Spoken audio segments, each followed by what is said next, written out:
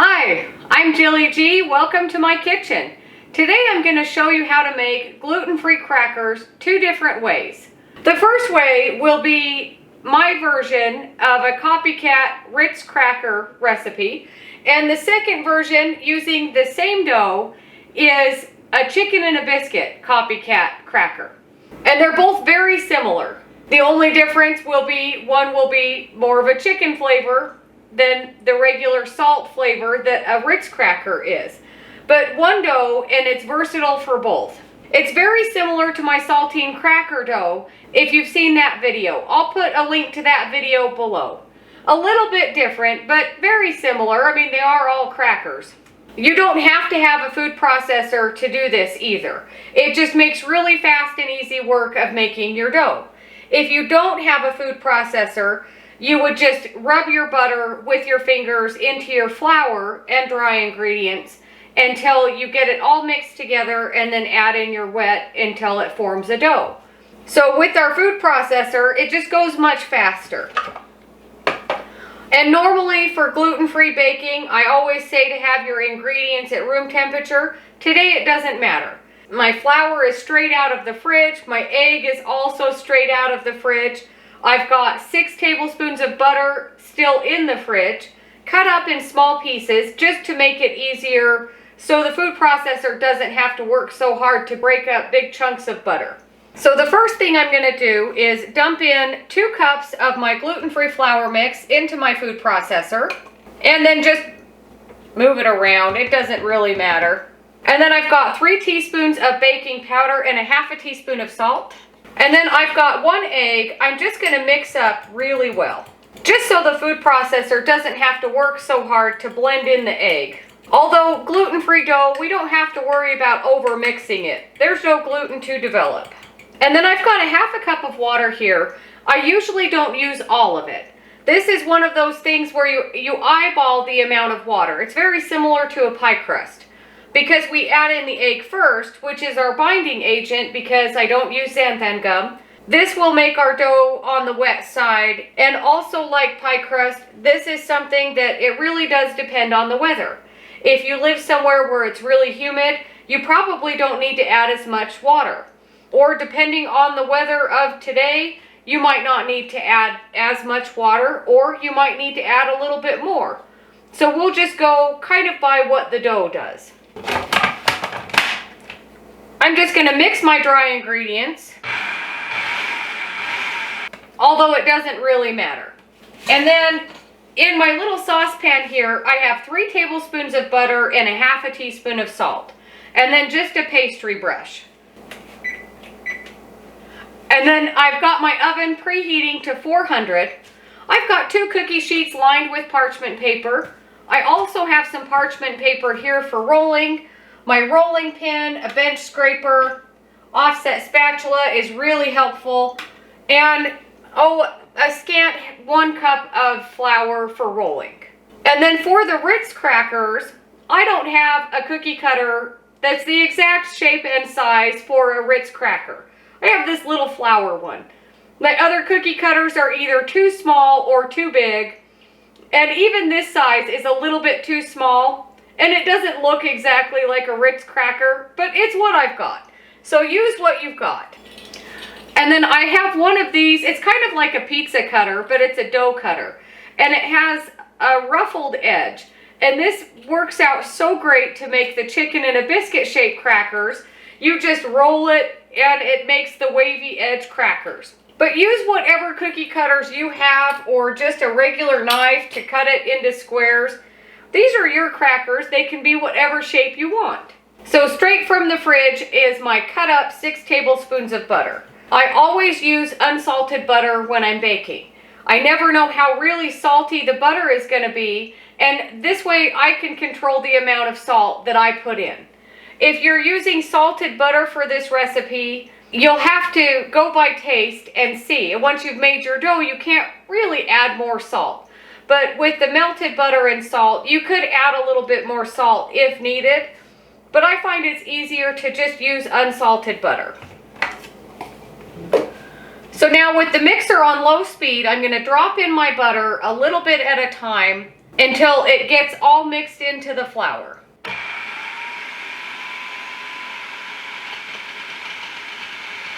Once your butter is all mixed in, again on low speed, I'm going to pour in my egg. And you'll see it is starting to come together, but not enough that it's a dough. So now this is where we eyeball what the dough is doing to see how much water we need. So again, on low speed, I'm going to slowly add in water until it just starts to form a dough. And once it starts moving around and it's got these big clumps of dough, this is what we're looking for. And if for some reason your dough is too wet, we are going to be rolling this in flour, so it will absorb extra flour. And I would say if you're going to err on the side of too wet or too dry, that's a tricky one, because we can always add more flour when we're rolling it, and you could add a little bit of extra water in just a bowl and mix it together. It's not a total failure. You just have to work with it a little bit more. So I'm just going to sprinkle some flour here on my parchment paper. I'm going to move all this out of the way, give myself some room. And the dough should come away from the sides of the food processor, just like this. And it's still kind of crumbly, again, very similar to a pie crust. But we really don't even have to scrape the sides of the food processor because it's coming away so cleanly. And then once you've got all of your dough onto your floured surface, you don't need to be gentle. Just mash it together. We really want to bring it all together to make a nice dough. And I only used about 1/4 cup of water. And even though my dough picked up some of the flour that's on the parchment, it's not sticking at all. Once you get your dough into a ball, I cut it in half with my bench scraper. That's not exactly half, but that's all right. And then I stick this in the fridge. This dough is easier to roll out a half at a time and let this one be chilling. If it's a really hot day and you notice that your dough is getting really challenging to roll out, getting really soft and sticky, just stick it in the fridge. Now this first batch, I'm going to be doing my little flower shapes. So it doesn't matter if your dough is in a circle or a square, whatever.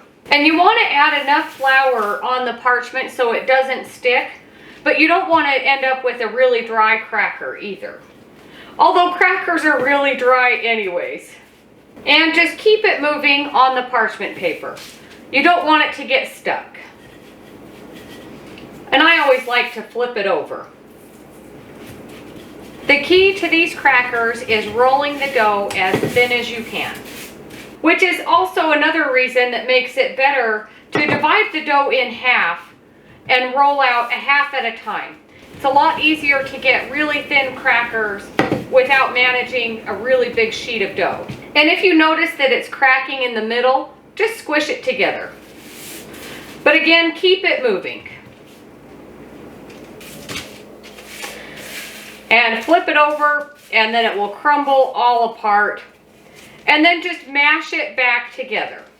If you feel like your dough is just not coming together at all and it's doing this, just take a little bit of that water and sprinkle it on until it does stick together a little bit better.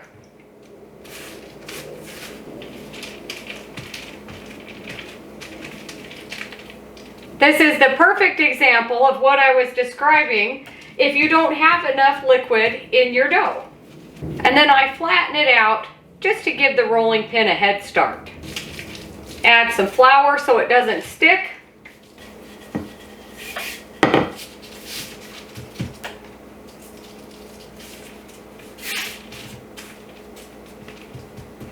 And you can see I'm not adding a lot of extra flour. And if it cracks in the middle, just squish it back together.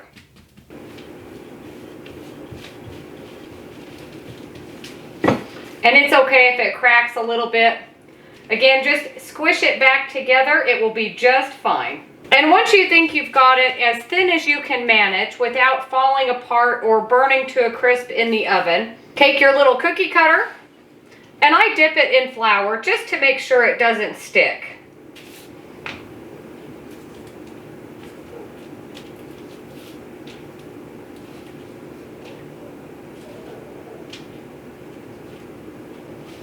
This is also where you'll know how good of a job your dough is not sticking to the parchment paper. So I just cut out as many as I can with the dough that I've got right here. Bring over a cookie sheet and then very gently and carefully put them on the cookie sheet. This is where the little offset spatula really comes in handy. If you feel like they're too fragile to handle, you can use these, but they're pretty durable. And we don't need to worry about putting these too close together. They don't spread at all. One of the nice things about using a really small cookie cutter is you do get a lot more crackers out of your dough. So now that we've got all of the shapes cut out of this dough, we just squish it back together and re-roll it. Again, if it's getting too warm to handle, just go right back in the fridge or the freezer until it's firmed up.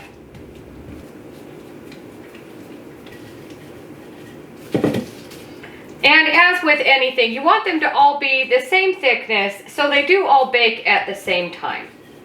And if you ever see little brown flecks in my dough, that's part of the almond flour. Sometimes it has little chunks of almond skin or something like that. The reason that you want to roll these as thin as you can, some of mine are a little bit thicker, but that's all right. The thinner they are, the crispier they are. And I like my crackers to be crispy. These aren't a cookie where you want it to be maybe crispy on the edges but soft in the middle. For a cracker, I really like them to be crispy all the way through. And because we bake them until they're just golden brown, the thinner they are, the crispier they get all the way through the middle. If you have a really thick cracker and you bake it and the edges are golden and possibly burning and it's really thick in the middle, then it will stay softer in the middle. And then it's kind of the texture of a salty cookie, which maybe you like. And depending on the size of your cookie cutter and how thin you roll your dough, I've got this recipe down to about half of the dough with this shape of a cookie cutter or size will fill up one of these trays. And it actually works out perfect because I've got my other half of the dough in the fridge, which will go for the other cookie sheet. And even though we can re-roll this dough, the more you re-roll it, if you add too much flour, it can dry the dough out even more. So just be mindful and try not to add too much flour. So once you've got as many crackers out of your dough as you can, or until your pan is filled up, and if you break off an edge, it's all right. And I do have a little bit of dough left over. Because it's such a small amount, I'm going to re-roll it with my other dough that's in the fridge. Now that my crackers are all on the cookie sheet, I'm going to arrange them a little bit better. Even though they don't spread, I don't want them touching each other. And now just take a fork or a toothpick or something like that and poke holes in your crackers. Once you've got all of your crackers poked with holes, we'll go in the oven, again at 400. In my oven, it's about 10 to 12 minutes. And before I start rolling out the other dough, I'm going to move all of this aside and get my cooling rack out and then turn my butter on very low so that can melt while I'm getting everything else ready. And don't forget the salt is in there with the butter as well. So my crackers went for about 12 minutes. And this is what you want them to look like. Golden brown and a little bit more golden brown around the edges. And then bring over my melted butter and salt. Once you start brushing them with the salted butter, you can't really tell which ones you've done and which ones you haven't. I can arrange them a little bit more evenly, and then I'll know for sure which ones I've put butter on. But you want to do this while they're still warm. This is also why you don't want to cook 2 sheets of crackers at the same time. The rest of them will cool off faster than you can get the butter on. It also works out best to mix your salt in with your butter because the butter soaks in so fast that if you go to sprinkle salt on after, it doesn't really have anything to stick to. So now these are all finished, and we just let those cool off. I'm going to wash the butter off of my fingers before I start getting my other dough ready. Now this dough, I do want to keep kind of in a rectangle.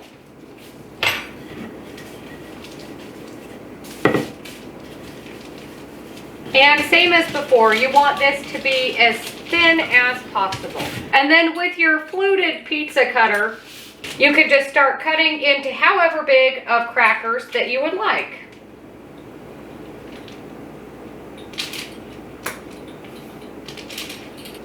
And same as before, these can go pretty close together. Again, one of the reasons I love to make square crackers is there's a lot less re-rolling going on. And if you really want to make all of your crackers perfect and the exact same size, then you might have a little bit of the ends to roll out again. But I really don't have very much, probably for just one cracker. In fact, I'm not even going to bother rolling this one out. I'll just make it into a little bit of a circle. There we go. Rustic cracker at its finest. Move that out of the way so I can bring my cookie sheet closer. And then we'll do the same thing. Just dock each cracker with a fork.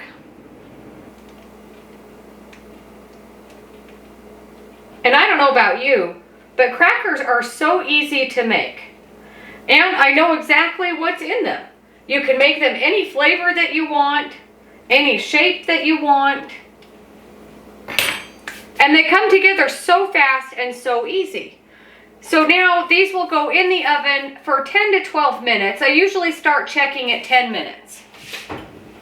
And because I'm doing one batch 2 different ways, I do have extra butter and salt left over. But I'm going to show you what I'm going to do for the other flavoring after I get everything cleaned up. So I've got my next cooling rack ready to go. And in my little saucepan again, I've dumped out the salted butter into another container. You could put that on something else, or just make more crackers. For this part of the butter for our chicken flavored crackers, I do have a bouillon cube here. It's a gluten-free bouillon cube. I'll put a link below. And all we need is just half of this bouillon cube. So I just cut it in half. Again, if you were making one entire batch for this chicken flavor, you could use the whole bouillon cube if you want to. And if once you make these you feel like it's not a strong enough chicken flavor, then you can add more next time. So same as before, I'm going to use my same pastry brush. Just melt your butter and your bouillon cube together. I don't usually add any salt into this either. Bouillon tends to be on the salty side. If you have some kind of powdered bouillon that you prefer, or maybe you make your own, it would be 1 teaspoon of bouillon to 3 tablespoons of butter. And once the butter has melted enough, I usually turn the heat off, and the residual heat will keep it liquid. And one of the things I like about these gluten-free bouillon cubes, they're a little bit softer than a traditional non-gluten-free bouillon cube. And so it dissolves really well in the butter.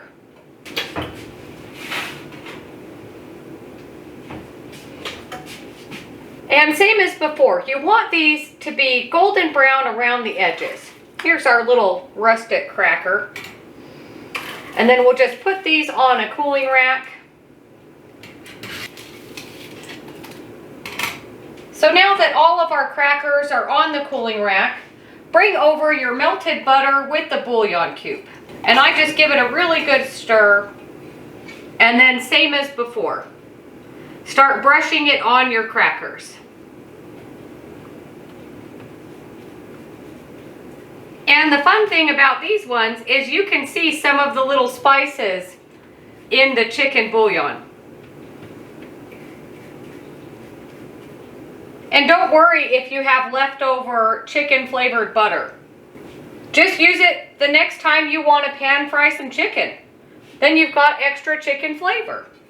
And I suppose with either of these, you could brush both sides with butter and the salt for the Ritz cracker ones, or you could flip over these other ones and get the other side with the chicken bouillon butter mixture.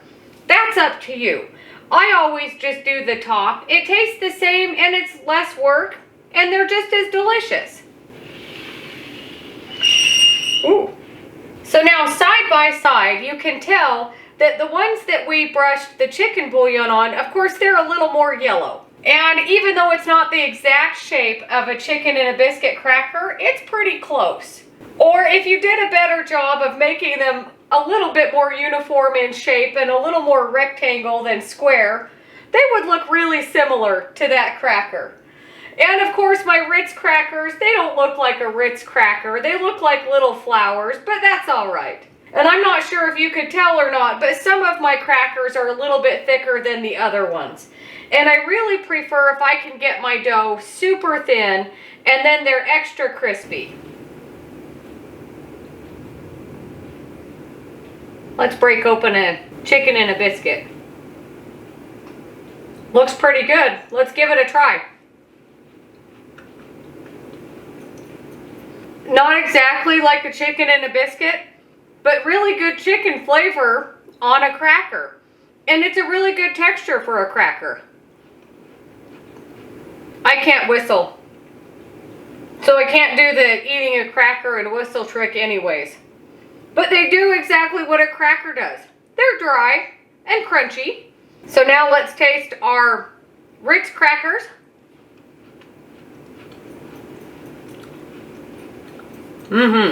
As for my chicken and a biscuit crackers, I don't mind if they're as thin as my Ritz crackers, because chicken and a biscuit crackers I think are a little bit thicker, if I remember right. And then you have a little bit more cracker to go with your chicken flavor. As I've said so many times before, are these exactly like the original gluten-y crackers? They are not.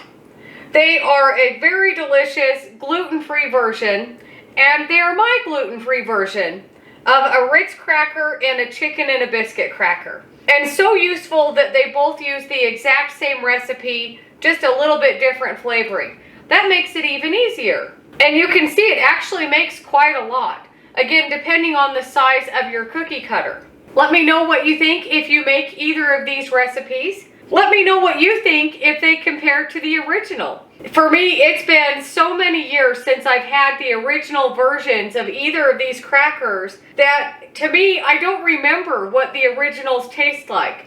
But I feel like I've come close to what those flavors are, and they're a really good gluten-free version of both of those crackers.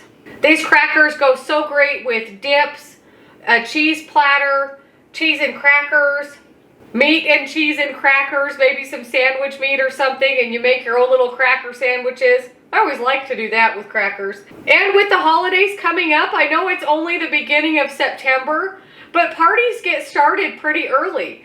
And it doesn't even have to be a holiday party. Maybe you're having a little get-together and you're playing cards or something. Crackers go great for little get-togethers like that. Little finger foods, if you have a cheese ball on the side. Great for appetizers. These are also great alongside your favorite soup. And if you recently saw my baked zucchini fry video, either of these crackers would be great as cracker crumbs for a breading for the zucchini. And this one right here would give you more flavor for your zucchini as well. But thanks for watching. Don't forget to like and subscribe if you haven't already. If you have any questions or comments, let me know, and I'll see you on the next one.